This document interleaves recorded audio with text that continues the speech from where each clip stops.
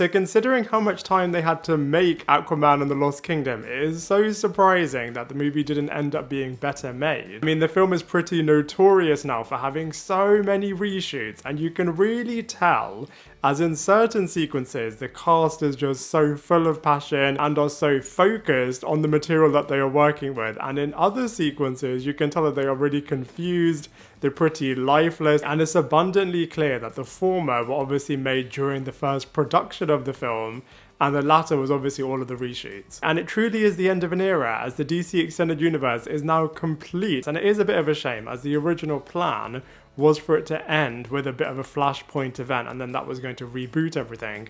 And I think if they had done that, then maybe it would have concluded in a pretty decent way. And all of the shot and planned post-credit scenes involving Batman, first it was going to be Michael Keaton's Batman, as he was going to be the new Batman of the DC Extended Universe, and then it was going to be Ben Affleck, when it seemed as if maybe he was actually going to return to the DCEU to do more things with Batman. But obviously none of that was meant to be, as James Gunn has swept in and has completely rebooted all of the DCU stuff. And it is pretty understandable, as clearly they don't want fans to get excited about something that's ultimately not going to take place, and instead they just want to end this universe and then properly start the DC universe, where I'm sure we'll be seeing Jason Momoa reprising a role, which is obviously going to be Lobo, where I'm sure somebody else will then take the reins of playing Aquaman in the new DC universe. So, you know, Aquaman of the Lost Kingdom did have really cool parts in there, but it also had some pretty awful parts in there too. Because at one point, James Wan was going on and on and on about how meticulous he is going to be in terms of creating the Atlantis world, as actually there was going to be a spin-off movie from the first Aquaman film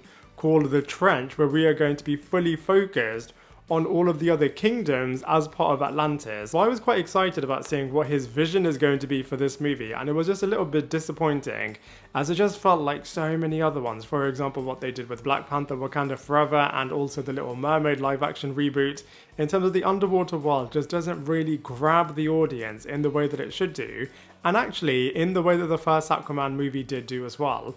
And also, they really did lead into the whole Captain Planet saving the world stuff, which I think is fine. If there's ever going to be a movie where you really do want to communicate all of the climate change impact and the global warming impact too, then of course Aquaman is going to be the brand to do it. And I think they did it in a decent way, but it did kind of come at the sacrifice of a much better storyline. That being said, I did really love all of the buddy cop aspects of Jason Momoa's Arthur Curry / Aquaman character and Patrick Wilson's Orm / Ocean Master character. I feel like them two together were just so brilliant, and I'm so glad that Patrick Wilson has reprised his role, as he was so good as the Ocean Master in the first Aquaman movie. I feel like that is how you do a villain properly, as he was just so much more superior at one point versus Aquaman. So it was just such a good competition between the two of them, and now very reluctantly, in a very similar way to what happened in Thor Ragnarok, in terms of Thor having to reluctantly go to Loki to partner up with him.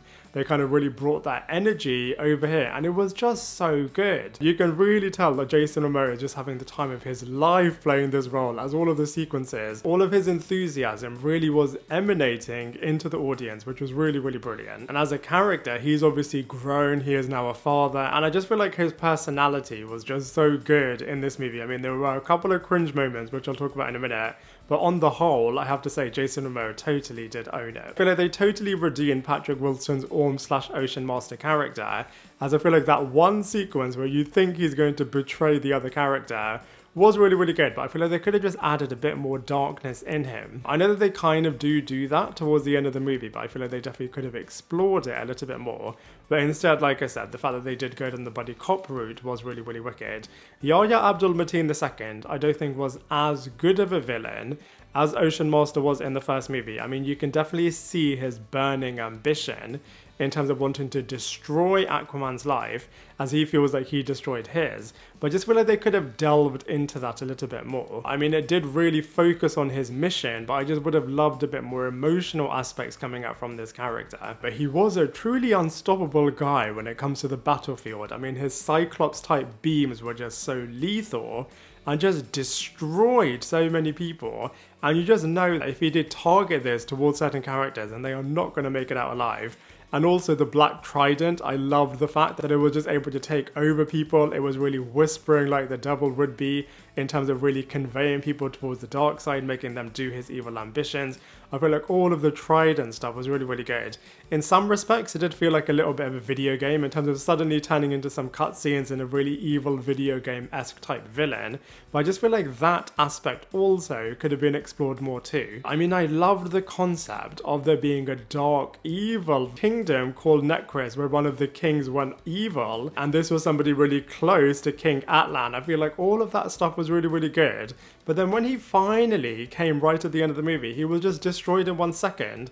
So the big boss, the big ultimate big bad, was just removed from the chessboard so quickly, which was just such a shame. On that point, I feel like the final act was just rushed so much, and there was so much build up in actually a decent way that it was just so disappointing. I thought the green eyes when somebody is being taken over by the Trident was really, really good. And obviously Jimmy Woo was so brilliant. I love the fact that he had a lot of screen presence across the movie as he was just adding so much. And I feel like from a humanity perspective, he was really, really good. I think the kidnapping of Arthur Jr. was pretty dark and really evil, as of course he ultimately did need somebody's blood from that bloodline, and he was going to do it with Arthur Curry's son, so he really did quite literally stab him in the heart.